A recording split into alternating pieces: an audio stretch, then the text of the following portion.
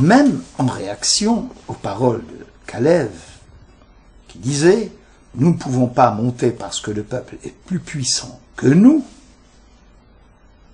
que lui plutôt, Chazakhu mimenu ». Donc, nos sages ont dit que c'était un blasphème vis-à-vis de l'Éternel, puisqu'il disait « Il est plus puissant, Chazakhu mimenu, que Dieu lui-même ». Et il n'y a pas plus faute plus grande que cela. Est-ce possible que des gens, comme la génération du savoir, de la connaissance, qui ont vu la main puissante de l'Éternel, puissent s'exprimer ainsi? Donc cela pose aussi un problème. Nos sages même, dans le traité Arachin, expliquent ce verset ainsi. Le maître du monde ne pourra pas sortir ses ustensiles de ce pays, il ne pourra pas sortir ses outils, tellement le pays est difficile. Pourquoi alors le maître du monde a une impossibilité de sortir ses outils? En plus, ils ont dit que la terre était une terre qui, pour ainsi dire, consumait ceux qui y habitent. En effet, ils voyaient des gens qui passaient leur temps à enterrer les morts, mais cela a été fait justement pour les occuper afin de laisser les explorateurs tranquilles pour qu'ils puissent explorer le pays comme ils l'entendaient. Et nos sages de dire que finalement, la faute a été la faute de la médisance de la terre. Au nom de Rabbi Elazar, ils vont même jusqu'à dire, regarde la force du lachon hara, de la médisance. Nous l'apprenons des explorateurs. Celui qui dit des insanités sur des pierres, sur du bois, est puni comme le seront punis les explorateurs, a fortiori celui qui dit du mal d'autrui. Et le texte a dit, Vayamutu motzi'e dibat haaretz ra'a. Leur grande faute, c'était parce qu'ils avaient fait de la médisance sur le pays d'Israël.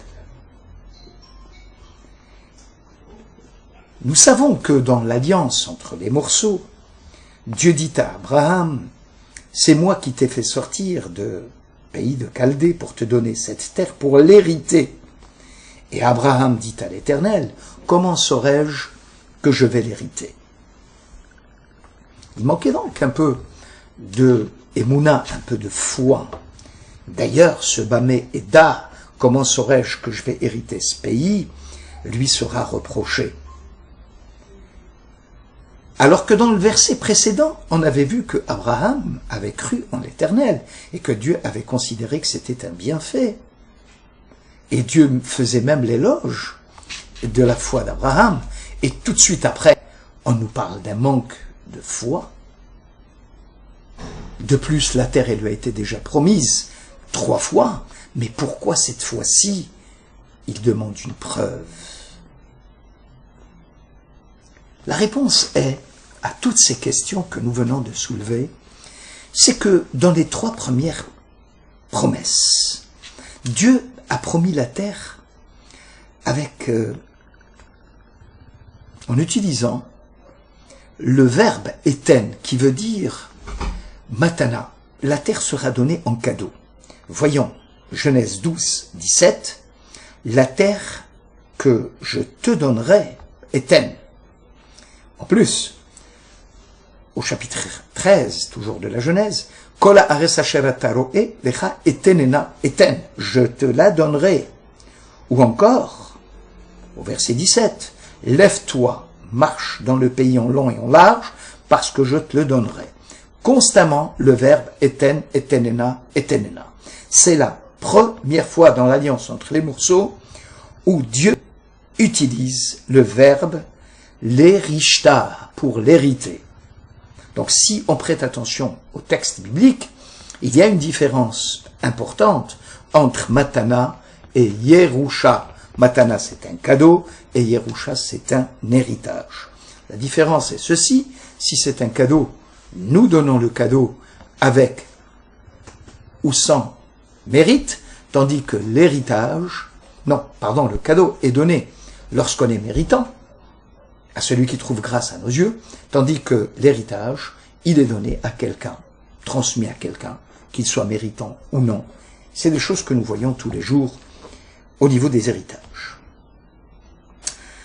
Alors la conduite d'Abraham, c'est de dire à Dieu, je veux bien, lorsque tu as dit que la terre, tu vas la donner à mes enfants en tant qu'héritage, là, j'ai un doute. Et s'ils ne sont pas méritants, est-ce que oui ou non, ils auront la terre? Et là, je demande à voir, je demande des preuves. Alors que quand tu m'as dit que tu vas leur donner en cadeau, c'est-à-dire que s'ils sont méritants, ils auront la terre, là j'aurais compris. Ils doivent faire un effort pour mériter la terre d'Israël, qui est une terre méritée et non une terre héritée. Mais à partir du moment où toi, l'Éternel, tu me dis, tu vas leur donner en héritage, moi, le patriarche, j'ai peur. Et si demain, mes enfants fauteront, transgresseront, est-ce que oui ou non, ils auront droit à la terre?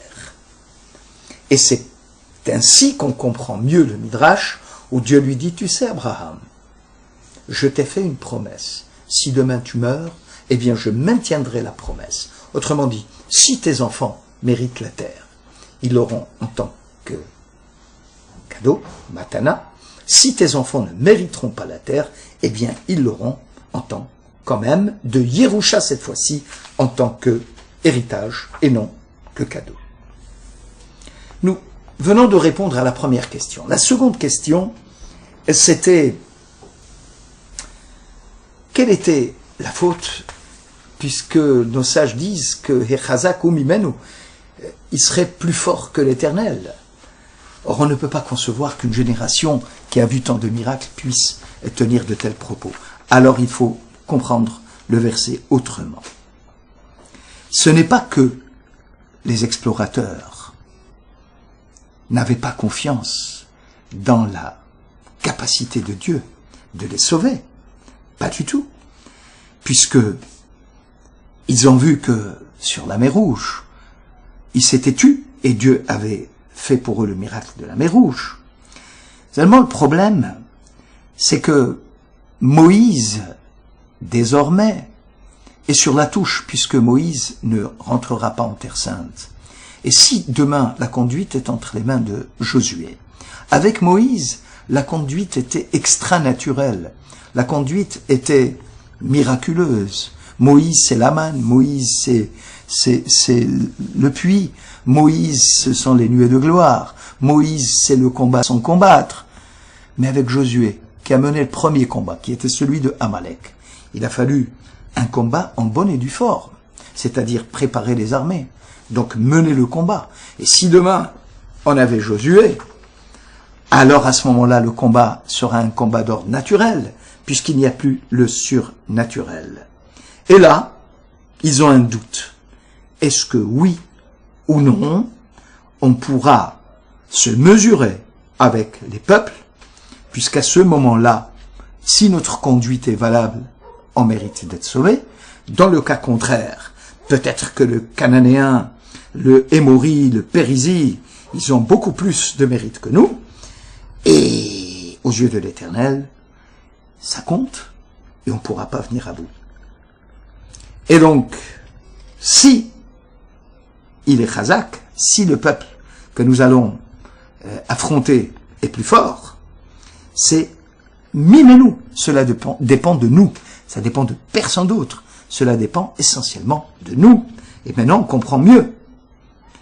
C'est où nous sommes aptes à entrer en Terre Sainte, et à ce moment-là, tant mieux. Mais si nous sommes incapables d'affronter cet ennemi, cela ne peut provenir que de nous, parce que nous sommes incapables de nous mesurer à eux, et on comprend mieux que ce n'était pas un blasphème vis-à-vis de Dieu, mais qu'en réalité, est-ce qu'ils étaient méritants, oui ou non, d'avoir la terre d'Israël? Merci de votre écoute.